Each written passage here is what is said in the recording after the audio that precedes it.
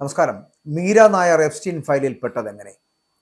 Epstein ഫയലുകളിലെ ഒളിച്ചുകളി എന്താണ്? ഇങ്ങനെ വളരെ വലിയ ചോദ്യങ്ങൾ വരുന്നുണ്ട്. അത് ഇന്ത്യൻ സിനിമാ താരങ്ങളുമായിട്ട് ബന്ധപ്പെട്ട് വരുമ്പോഴാണ് ഇന്ത്യക്കാർക്കത് നോവുന്നത്, വേദനിക്കുന്നത്. എഫ്സ്റ്റീൻ ഫയലുകൾ പുറത്തു വന്നതോടെ ലോകമെമ്പാടുമുള്ള പ്രമുഖർക്കിടയിൽ ആശങ്കകളും ചർച്ചകളും സജീവമായി തുടരുകയാണ്. ലോകമെമ്പാടും വലിയ ചർച്ചയായിട്ടുള്ള എഫ്സ്റ്റീൻ ഫയൽസിൽ തന്റെ പേര് പരാമർശിക്കപ്പെട്ടതിനെ തുടർന്ന് വിശദീകരണമായിട്ട് ബോളിവുഡിന്റെ സംവിധായകൻ അനുരാഗ് കശ്യപ് രംഗത്തെത്തിയിരുന്നു.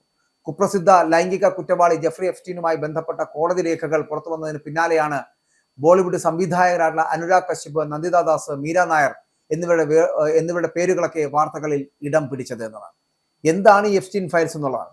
അമേരിക്കൻ ശതകോടീശ്വരനും ലൈംഗിക കുറ്റവാളിയുമായിരുന്ന ജെഫ്രി എപ്സ്റ്റീന്റെ ക്രൂരകൃത്യങ്ങളുമായി ബന്ധപ്പെട്ട US കോടതി പുറത്തുവിട്ട രേഖകളാണ് എപ്സ്റ്റീൻ ഫയൽസ്. ഇതിൽ ഇമെയിൽ സന്ദേശങ്ങൾ, ഇരകളുടെ മൊഴികൾ, അതിഥികളുടെ പട്ടിക എന്നിവ ഉൾപ്പെടുന്നു. ഷാങ്ഹായിൽ നടന്ന ഒരു കോൺഫറൻസുമായി ബന്ധപ്പെട്ട ഇമെയിലുകളിലാണ് പ്രശസ്തനായ ബോളിവുഡ് സംവിധായകൻ എന്ന നിലയിൽ അനുരാഗ് കശ്യപിന്റെ പേര് കടന്നു വന്നത്. അനുരാഗ് കശ്യപിനെ കൂടാതെ മറ്റു ചില പ്രമുഖ ഇന്ത്യൻ സംവിധായകരുടെ പേരുകളും ഈ ഫയലുകളിൽ വിമർശിക്കപ്പെടുന്നുണ്ട്.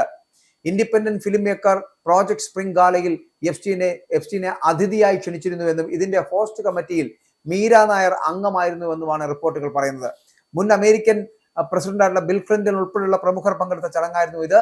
ഇംഗ്ലണ്ടിൽ നടന്ന ലേക്ക് ഡിസ്ട്രിക്ട് ഫെസ്റ്റിവലിൽ നന്ദിത ദാസ് പ്രസംഗകയായി പങ്കെടുത്തപ്പോൾ അതിഥികളുടെ പട്ടികയിൽ എപ്സ്റ്റീന്റെ പേര് ഉണ്ടായിരുന്നു എന്നാണ് പറയപ്പെടുന്നത്. അപ്പോൾ ജെഫ്രി എപ്സ്റ്റീന്റെ വിപുലമായിട്ടുള്ള സൗഹൃദ വലയത്തിൽ രാഷ്ട്രീയക്കാർ, ശാസ്ത്രജ്ഞർ, സിനിമാ താരങ്ങൾ എന്നിവർ ഉൾപ്പെട്ടിരുന്നു എന്നത് ലോകത്തെ ഞെട്ടിച്ചിരിക്കുന്നു. എന്നാൽ ഒരു പരിപാടിയിൽ പങ്കെടുത്ത് എന്നതുകൊണ്ടോ അല്ലെങ്കിൽ ഒരു അതിഥി പട്ടികയിൽ പേര് വന്നു എന്നതുകൊണ്ടോ അവർ കുറ്റക്കാരാണ് എന്ന് അർത്ഥമില്ലെന്ന് നിയമവിദഗ്ധർ ചൂണ്ടിക്കാട്ടുന്നുണ്ട്. എങ്കിലും എപ്സ്റ്റീൻ ഫയലുകളിൽ പുറത്തു വന്നതോടുകൂടി ആഗോളതലത്തിൽ സിനിമാ രാഷ്ട്രീയ മേഖലകളിൽ വലിയ ആശങ്കയും വാദപ്രതിവാദങ്ങളും തുടരുകയാണ്.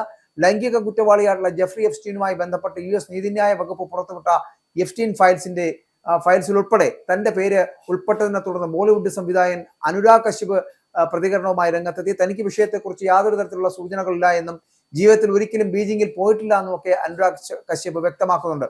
ജെഫ്രി എപ്സ്റ്റീനുമായി ബന്ധപ്പെട്ട കോടതി രേഖകൾ, ഇമെയിൽ, മാത്രമല്ല ഇരകളുടെ മൊഴികൾ എന്നിവയാണ് ഈ എപ്സ്റ്റീൻ ഫയൽസിൽ ഉള്ളത്. സിനിമാ ലോകത്ത് നിന്ന് അനുരാഗ് കശ്യപിനെ കൂടാതെ സംവിധായകരായിട്ടുള്ള നന്ദിത ദാസും മീര നായരും ഇവരുടെ പേരുകൾ കൂടി ഈ ഫയലുകൾ ഉയർന്നു വന്നിരുന്നു. എങ്ങനെയാണ് ഇത് ഉയർന്നു വന്നത് എന്നുള്ള ചോദ്യങ്ങൾക്ക് ഇവർ പറയുന്നത് ഒരേ ഒരു അതിഥിയായി എത്തിയത് കൊണ്ടോ അല്ലെങ്കിൽ ഒരേ ഒരു പരിപാടിയിൽ പങ്കെടുത്തത് കൊണ്ടോ എങ്ങനെയാണ് കുറ്റവാളികളായി തീരുക എന്ന് ഇവർ ചോദിക്കുമ്പോഴും, പക്ഷെ ഇവരുടെ പേരുകൾ വന്നതും ഈ പറയുന്ന എപ്സ്റ്റീൻ ഫയൽസ് എന്ന് പറയപ്പെടുന്ന ആ ജെഫ്രി എപ്സ്റ്റീനുമായി ബന്ധപ്പെട്ട രേഖകളിൽ, ജെഫ്രി എപ്സ്റ്റീൻ എന്ന് പറയപ്പെടുന്ന ഒരു ലൈംഗിക വൈകൃതമുള്ള ഒരു വ്യക്തിയാണ്. അദ്ദേഹവുമായി ബന്ധപ്പെട്ട് വരുന്ന വിഷയങ്ങളിൽ എങ്ങനെയാണ് ഈ സംവിധായകരുടെ പേരുകൾ, നന്ദിദാസിന്റെ, മീര നായരുടെ, അനുരാഗ് കശ്യപിന്റെ പേരുകൾ വന്നത് എന്നത് വലിയ ചോദ്യമായി ഉയരുന്നുണ്ട്. ഇവിടെ ഷാങ്ഹായിൽ നടന്ന ഒരു കോൺഗ്രസുമായി ബന്ധപ്പെട്ട ഇമെയിൽ സംഭാഷണങ്ങളിലാണ് പ്രശസ്തനായ ബോളിവുഡ് സംവിധായകൻ എന്ന നിലയിൽ അനുരാഗ് കശ്യപിനെ പരാമർശിച്ചത്. മാത്രമല്ല അനുരാഗ് കശ്യപ് പറയുന്ന പോലെ എനിക്ക് ഈ ഷാങ്ഹായുമായിട്ടോ അല്ലെങ്കിൽ ബെയ്ജിങ്ങുമായിട്ടോ യാതൊരു ബന്ധമില്ല എന്ന് പറയപ്പെടുമ്പോഴും എങ്ങനെയാണ് ഇതെത്തിയത് എന്നുള്ളതാണ് നമുക്ക് അറിയേണ്ടത്. അപ്പോൾ തനിക്ക് ഇതിനെക്കുറിച്ച് യാതൊരു സൂചനയുമില്ല. ഒരു പ്രഭാഷകൻ എന്ന നിലയിൽ തനിക്ക് പ്രതിമാസം ഏകദേശം 15 ക്ഷണങ്ങൾ ലഭിക്കുന്നുണ്ട്. താൻ വളരെ അപൂർവമായി മാത്രമേ അതിന് പ്രതികരിക്കാറുള്ളൂ. കൂടാതെ ജീവിതത്തിൽ ഒരിക്കലും താൻ ബീജിംഗിൽ പോയിട്ടില്ല എന്നും സ്വയം വിശദീകരിക്കുന്ന ഒരു റാൻഡം ഇമെയിൽ മാത്രമാണത് എന്ന് പറയേണ്ടിയിരിക്കുന്നു. എന്റെ പേരിലുള്ള ക്ലിക്ക് ബൈറ്റുകൾ എന്റെ സിനിമകളെക്കാൾ ജനപ്രിയമാണ് എന്ന് കശ്യപ് പറഞ്ഞ് ന്യായീകരിക്കുന്നുണ്ട്.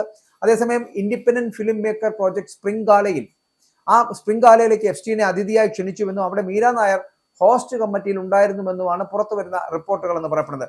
ബിൽ ക്ലിന്റൺ, ജെഫ് ബെസോസ് തുടങ്ങിയ പ്രമുഖരും ഈ പരിപാടിയിൽ പങ്കെടുത്തവരിൽ ഉൾപ്പെടുന്നു. ഇംഗ്ലണ്ടിൽ നടന്ന ലേക്ക് ഡിസ്ട്രിക്ട് ഫെസ്റ്റിവൽ നന്ദിത ദാസ് പ്രസംഗകയായി എത്തിയപ്പോൾ അതിഥികളുടെ പട്ടികയിൽ എപ്സ്റ്റീന്റെ പേരും ഉണ്ടായിരുന്നു.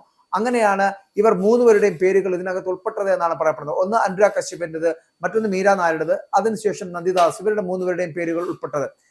ഈ വിഷയത്തിൽ തന്റെ നിലപാട് വ്യക്തമാക്കിയ അനുരാഗ് കശ്യപ് ഇത്തരം ആരോപണങ്ങളെ പാടെ തള്ളിക്കളയുന്ന ഒരു സാഹചര്യമാണ് എന്ന് പറയുന്നു. മാത്രമല്ല അദ്ദേഹം മാധ്യമങ്ങളോട് കൃത്യമായി പറഞ്ഞു തനിക്ക് ഈ വിഷയത്തെക്കുറിച്ച് യാതൊരു തരത്തിലുള്ള അറിവുമില്ല എന്നും ലോകത്തിന്റെ വിവിധ ഭാഗങ്ങളിൽ നിന്നായിട്ട് പ്രഭാഷണങ്ങൾക്കായിട്ട് മാസത്തിൽ ഏകദേശം 15ഓളം ക്ഷണങ്ങൾ ലഭിക്കുന്നുണ്ട്. അതിലൊക്കെ ചിലപ്പോൾ പങ്കെടുക്കാറുണ്ട്. ആ പങ്കെടുക്കലിന്റെ കൂട്ടത്തിലാണോ ഇതെന്ന് അറിയില്ല. എന്താണ് ഇതിനകത്ത് സംഭവിച്ചതെന്ന് ആർക്കും അറിയില്ല.